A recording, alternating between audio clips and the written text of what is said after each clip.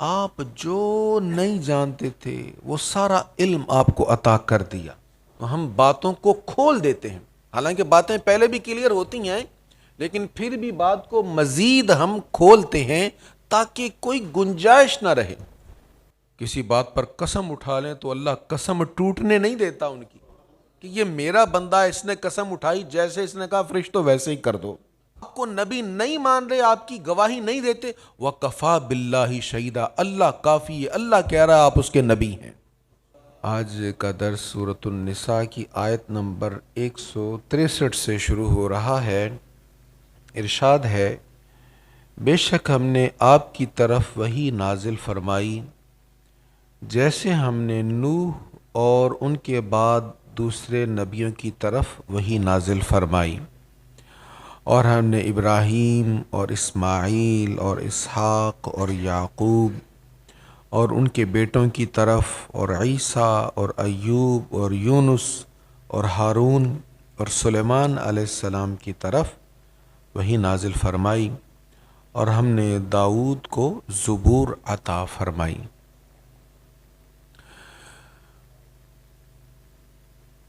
یہودی نبی پاک علیہ الصلاۃ والتسلیم کے متعلق کہتے کہ جو ان پر نازل ہو رہا ہے ہم اس کا انکار کرتے ہیں، ہم اس کو نہیں مانتے. عیسائی بھی یہ کہتے، اور یہ دونوں یہ بھی ڈیمانڈ کرتے کہ اگر ان پر وحی نازل ہوتی ہے تو وہ ایک ہی بار ساری کتاب کیوں نہیں نازل ہوتی؟ جیسے انجیل یک بارگی نازل ہوئی، یا حضرت موسیٰ علیہ الصلاۃ والسلام پر تورات ایک ہی بار نازل ہو گئی، تو کتاب تو ایسے نازل ہوتی ہے. یہ کیا بات ہوئی؟ کبھی ایک آیت، کبھی 10 آیتیں، کبھی 20 آیتیں، اور کبھی آیت کا ایک حصہ. تو یہ قسط وار کیوں نازل ہو رہی ہے؟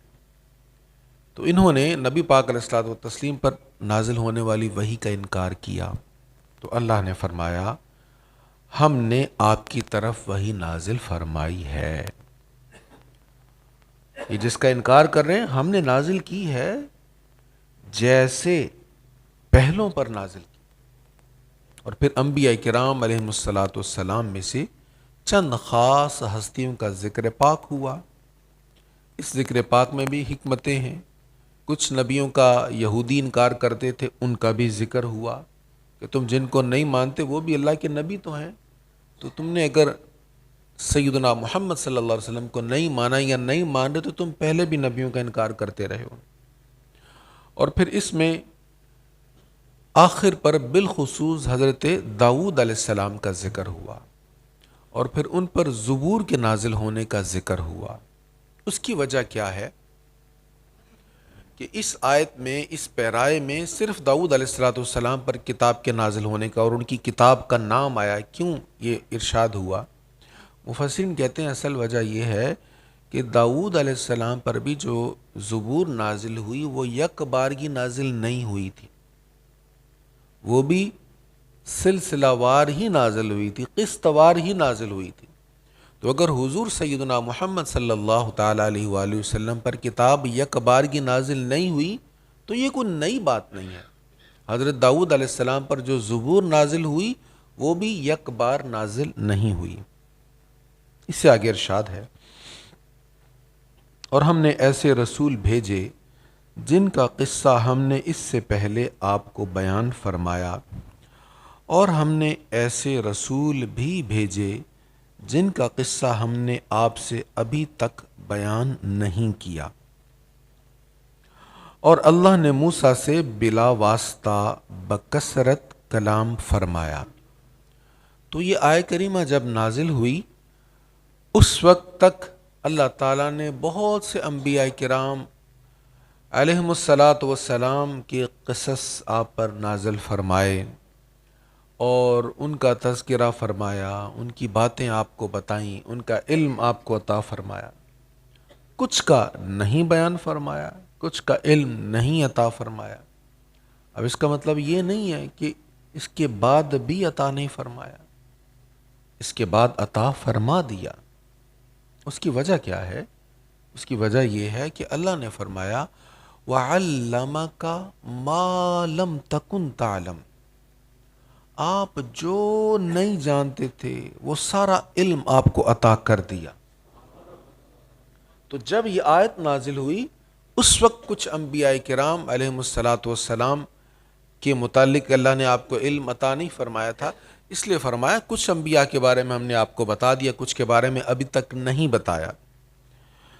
پھر فرمایا وَكَلَّمَ اللَّهُ مُوسَىٰ تَكْلِيمًا، اور اللہ نے موسیٰ سے بلا واسطہ بکثرت کلام فرمایا۔ کثرت کا لفظ ہم نے تکلیمہ سے نکالا ہے نا، کلم اللہ، اللہ نے کلام فرمایا، پھر تکلیمہ کلام فرمایا، مطلب کیا ہے؟ زیادہ کلام۔ تو جب لفظ کی تکرار آ جائے، ایک لفظ بار بار بولا جائے، یا ایک روٹ یا ایک مصدر سے لفظ 2 بار بول دیے جائیں، تو پھر وہ معنی کی کثرت اس میں مراد ہوتی ہے۔ تو فرمایا اللہ تعالیٰ نے موسیٰ علیہ الصلوۃ والسلام سے بکثرت بلا واسطہ کلام فرمایا۔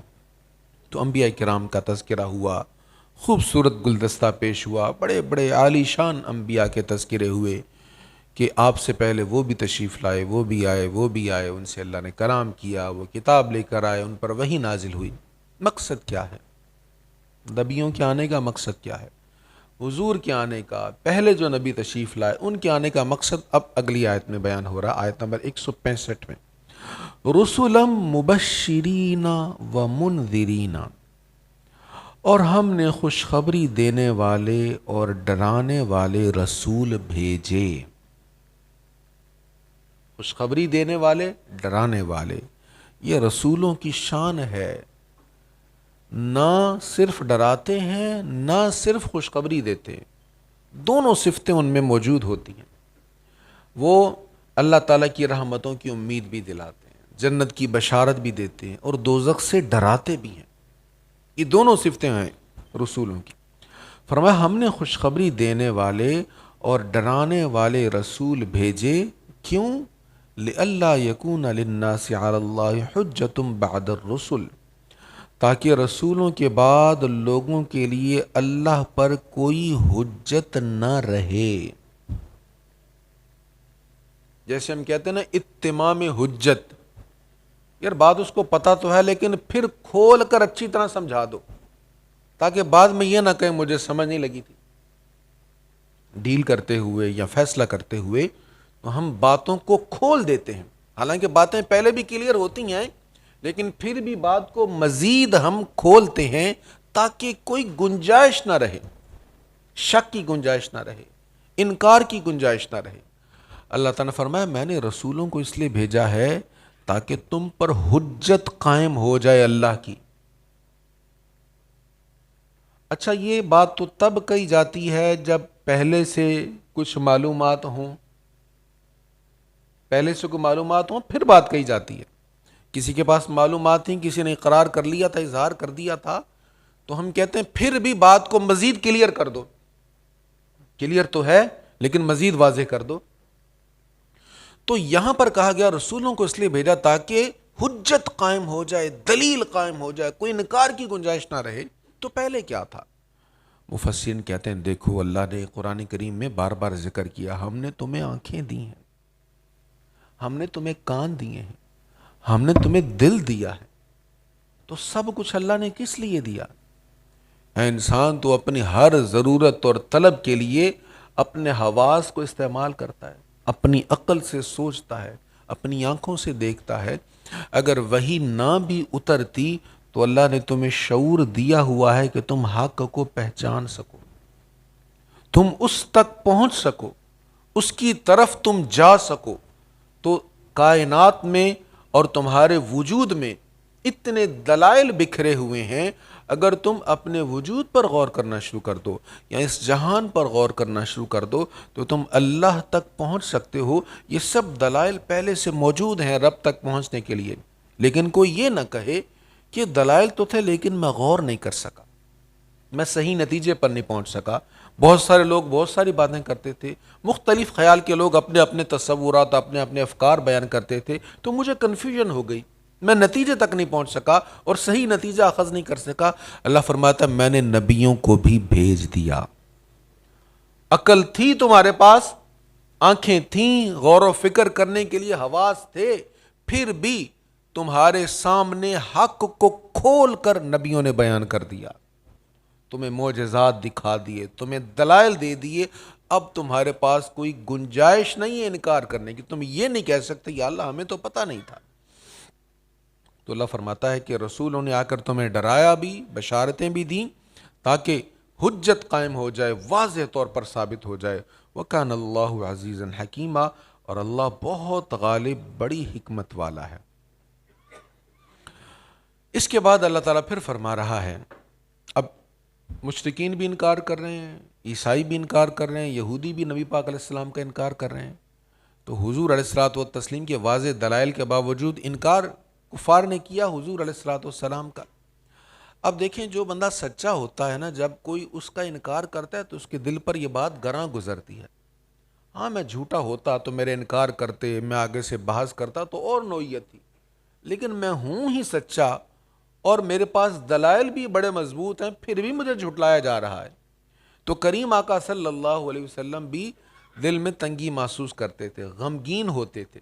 تو اللہ تعالیٰ نے فرمایا، لیکن اللہ یشہد بما انزل الیک انزلہ بعلمہ، لیکن اللہ گواہی دیتا ہے کہ اس نے جو کچھ آپ کی طرف نازل فرمایا وہ اپنے علم کے ساتھ نازل فرمایا ہے۔ کیا مطلب؟ اے میرے محبوب، کیا ہوا؟ ابو جہل نے انکار کر دیا، ابو لہب نے انکار کر دیا، عتبہ شیبہ نے نہیں مانا، عیسائیوں نے نہیں مانا، یہودیوں نے نہیں مانا، نہیں مانتے نہ مانے، میں تیرا رب کہتا ہوں، میں گواہی دیتا ہوں، تجھ پر جو نازل ہوا حق نازل ہوا۔ میں خود رب تجھے محبوب کہتا ہوں، تجھے نبی کہتا ہوں، تجھے رسول کہتا ہوں، یا ایھا النبی کہتا ہوں، یا ایھا الرسول کہتا ہوں۔ تو اللہ تعالیٰ فرماتا ہے، کوئی گواہی دے نہ دے میرے محبوب کے نبی ہونے کی، کوئی کلمہ شہادت پڑھے نہ پڑھے، میں تصدیق کرتا ہوں ان پر جو نازل ہوا ہے حق نازل ہوا ہے۔ اور پھر اللہ تعالیٰ فرماتا ہے، اے میرے حبیب، صرف میں ہی نہیں تمہیں کہتا، والملائکۃ یشہدون، فرشتے بھی گواہی دیتے ہیں آپ کے نبی ہونے کی، آپ کے رسول ہونے کی، آپ پر جو نازل ہو رہا ہے وہ حق ہے، اس کی گواہی میرے سارے فرشتے دے رہے ہیں۔ یہ نہیں مانتے تو نہ مانے، یہ فرشتے میرے تیری گواہی دے رہے ہیں۔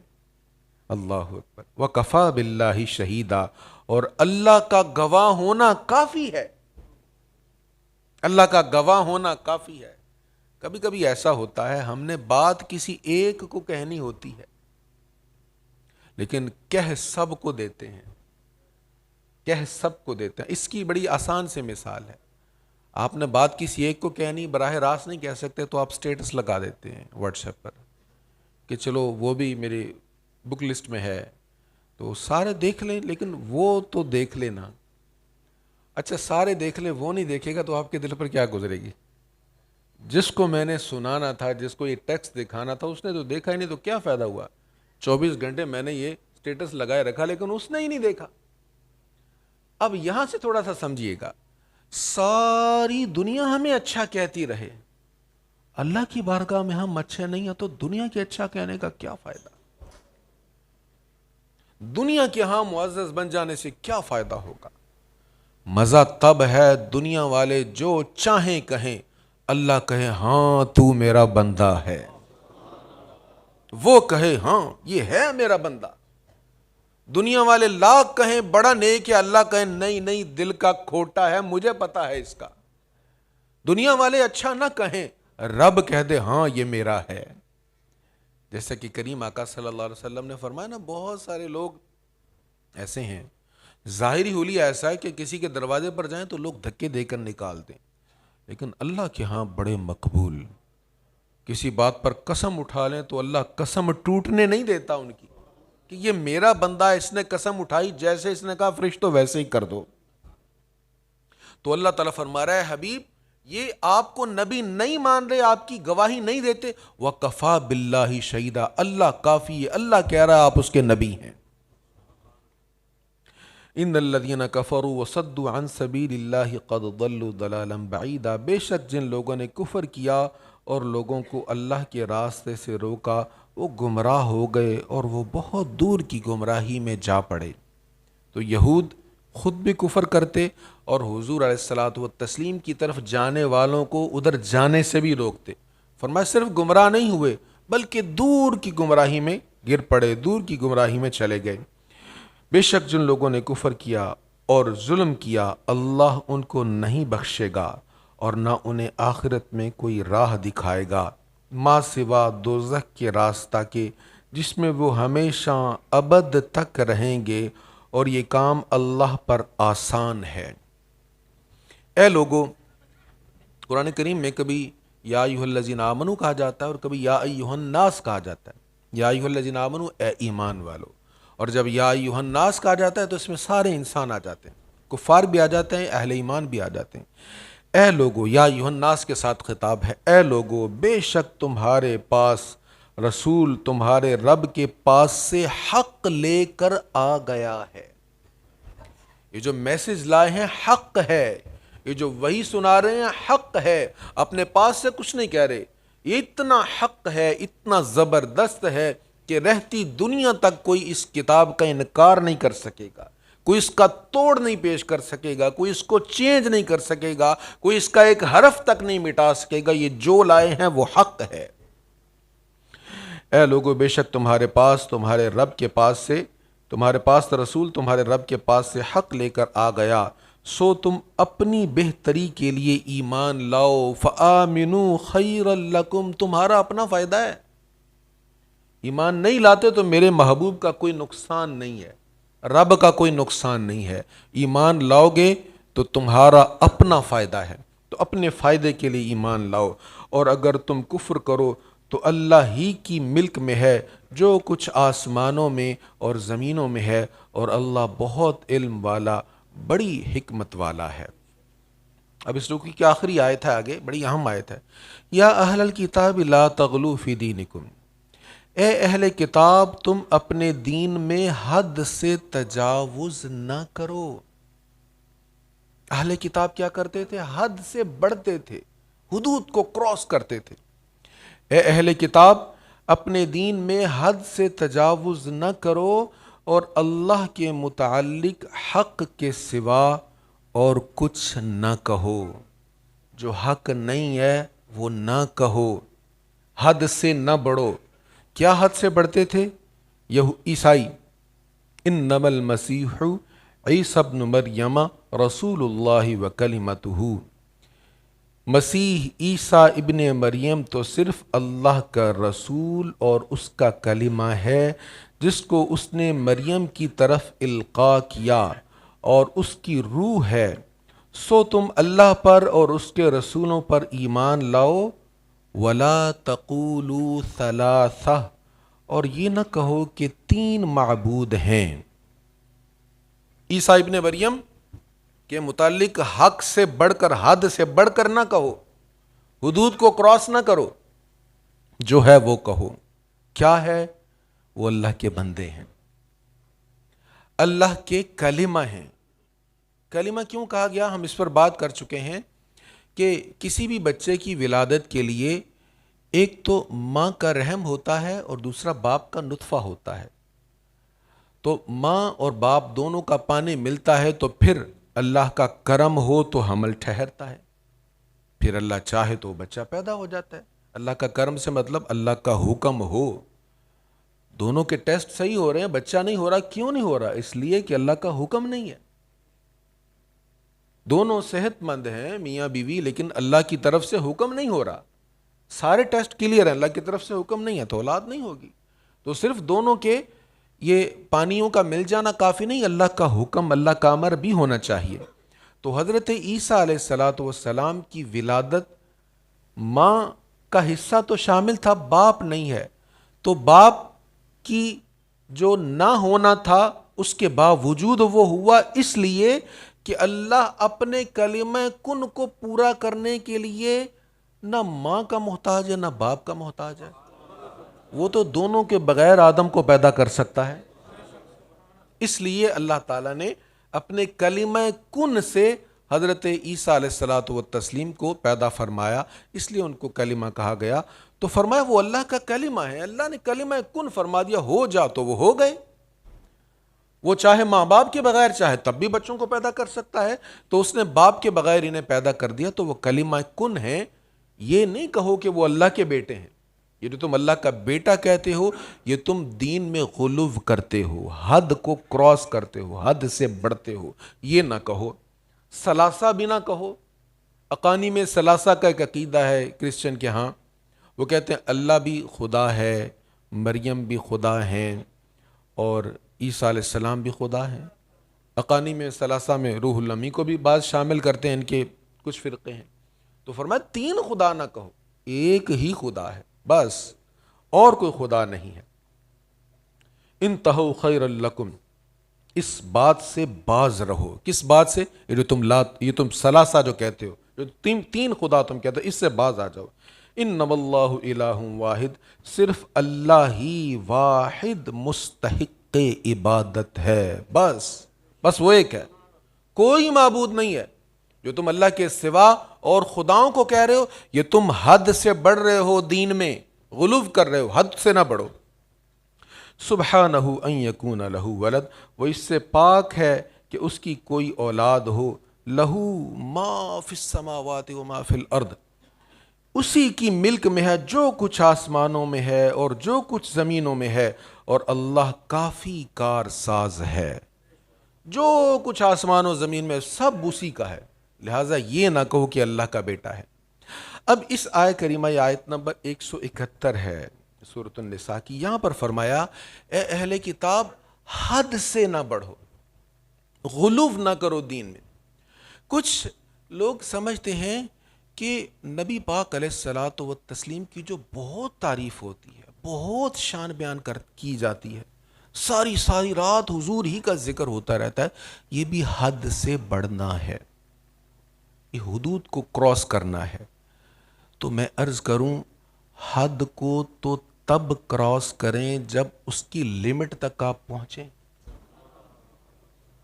ایک چیز کی حد ہے نا، 100 سے اوپر کب جائیں گے؟ جب 100 تک پہنچیں گے۔ 1 سے لے کر 99 تک آپ پہنچے، پھر 100 تک آپ آئے، اب 100 سے اوپر جائیں گے تو 100 کو کراس کیا آپ نے۔ جب 100 تک ہی نہیں پہنچو گے تو کراس کیسے کرو گے؟ یہ بارگاہ تو وہ بارگاہ ہے لا یمکن الثناء کما کان حقہ، حضور کی تعریف کا تو حق ادا ہو ہی نہیں سکتا۔ کوئی کسی نے دعویٰ کیا آج تک میں شان مصطفیٰ بیان کرنے کا میں نے حق ادا کر دیا؟ تو غلو فی الدین یہ نہیں ہے کہ حضور کی شان نہ بیان کرو، بہت زیادہ بیان نہ کرو۔ غلو فی الدین کا معنی وہی ہے جو قرآن بیان کر رہا ہے، اور اس کی وضاحت حدیث مصطفیٰ میں آ گئی۔ کریم آقا صلی اللہ علیہ وسلم نے فرمایا، بخاری کی حدیث ہے، میرے متعلق حد سے نہ بڑھنا۔ جیسے عیسائی حضرت عیسیٰ کے متعلق حد سے بڑھ گئے، انہوں نے انہیں اللہ کا بیٹا کہہ دیا، ایسا نہ کرنا۔ ہاں حد سے نہ بڑھو، حضور کو اللہ کا بیٹا نہ کہو، حضور کو خدا نہ کہو، وہ خدا کے بندے ہیں، اس کے حبیب ہیں، اس کے رسول ہیں۔ تعریف جتنی حضور کی تعریف تم کر لو، تم تعریف کا حق ادا کر ہی نہیں سکتے۔ تم کہو، دن رات کہو، سب سے اولا والا ہمارا نبی، سب سے بالا و والا ہمارا نبی، سارے اونچوں سے اونچا ہمارا نبی، سارے اچھوں سے اچھا ہمارا نبی۔ تم آقا کی مدح کرتے رہو، تم حق ادا کر ہی نہیں سکتے۔ یہ تو وہ بارگاہ ہے جس کی تعریف خود رب العالمین کر رہا ہے۔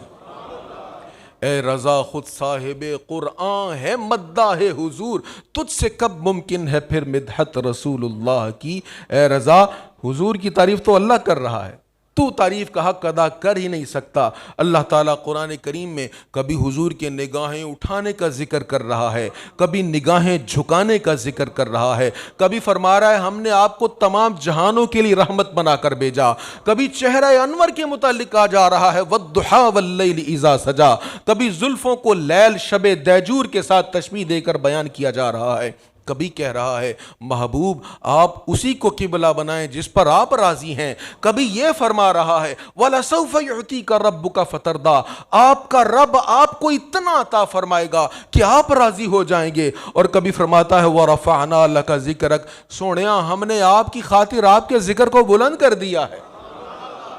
تو جس رب کی تعریف خدا فرما رہا ہے اس کی تعریف کا ہم کیا حق بیان کر سکتے ہیں؟